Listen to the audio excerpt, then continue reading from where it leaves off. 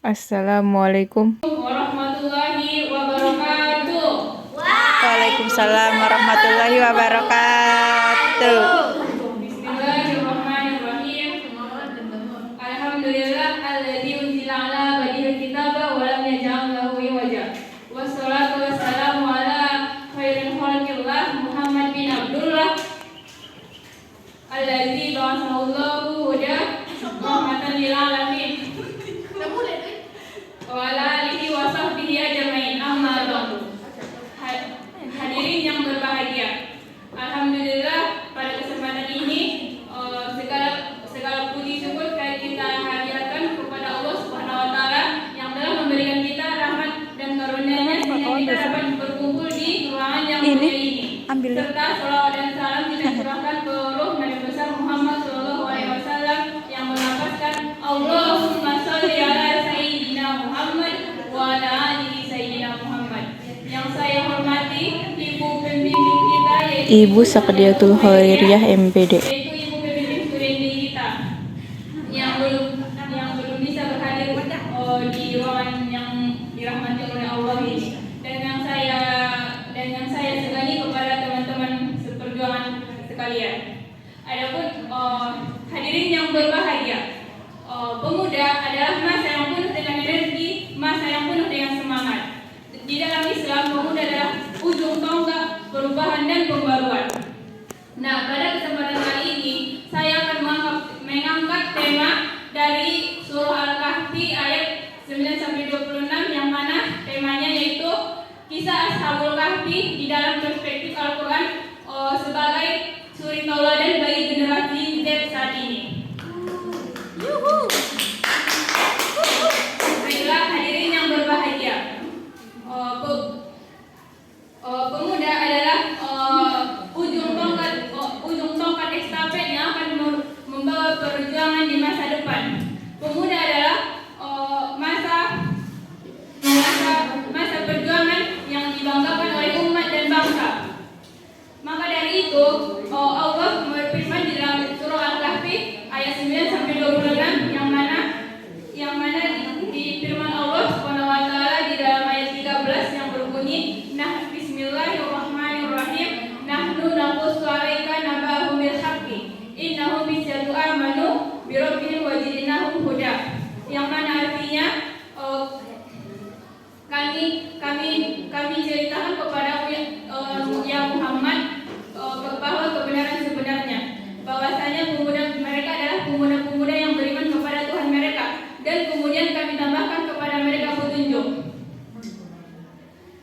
Nah, keberanian, poin yang dapat kita ambil dari ayat ini adalah keberanian akan keimanan kepada Allah Subhanahu wa taala. Ayat ini menegaskan bahwasanya pemuda Ashabul Kahfi memiliki keberanian dan keimanan yang teguh kepada Allah Subhanahu wa taala.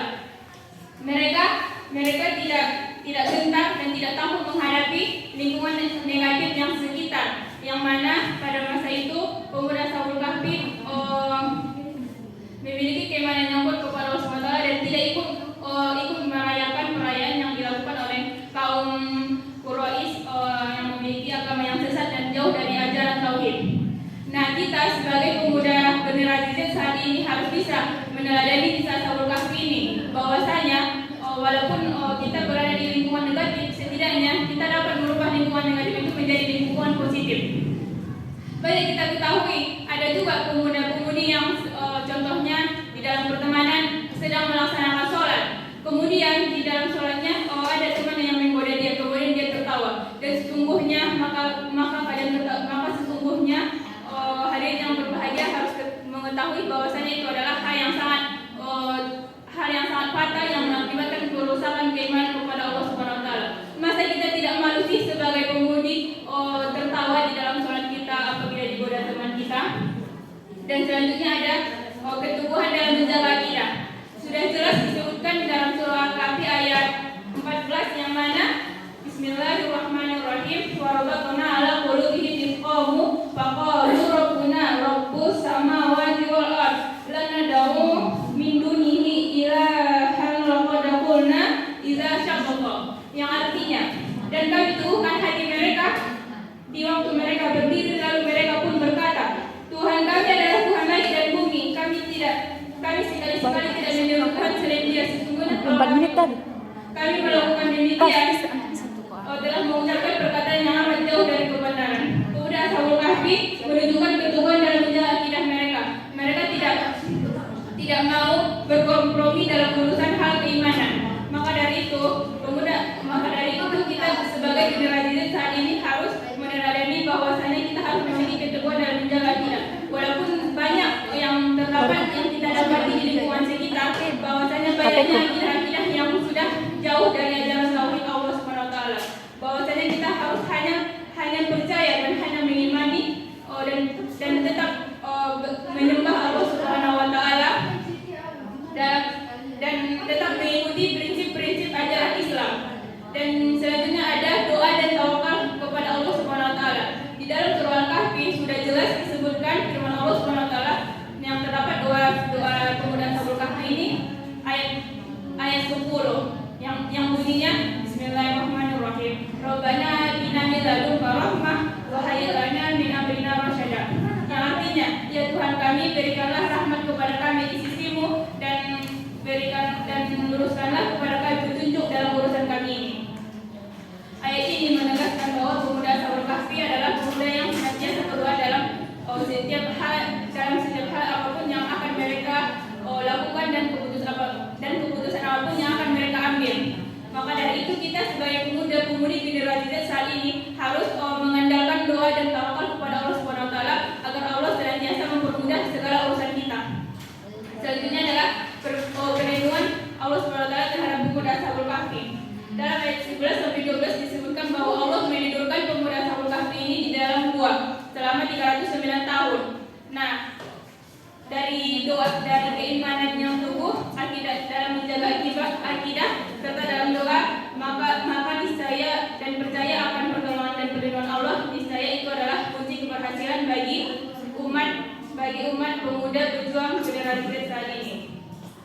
Maka dari itu di dalam hadis juga disebutkan dalam hadis riwayat Muslim yang bunyinya qala dari Ibnu Abbas qala rajulu ayun nas abdu ya Rasulullah qala Rasulullah sallallahu alaihi wasallam mu'minu bi nafsihi mu'minu yujahidu bi nafsihi wa malihi fi sabilillah qala rajulu summa man ya Rasulullah qala Rasulullah sallallahu alaihi wasallam summa rajulu mu'tazilu fi sibi minasyam yang budu rabbuhu wa yad'un nas min syarrihi. Yang artinya seorang pemuda bertanya kepada Rasulullah siapakah yang manusia yang paling afdal?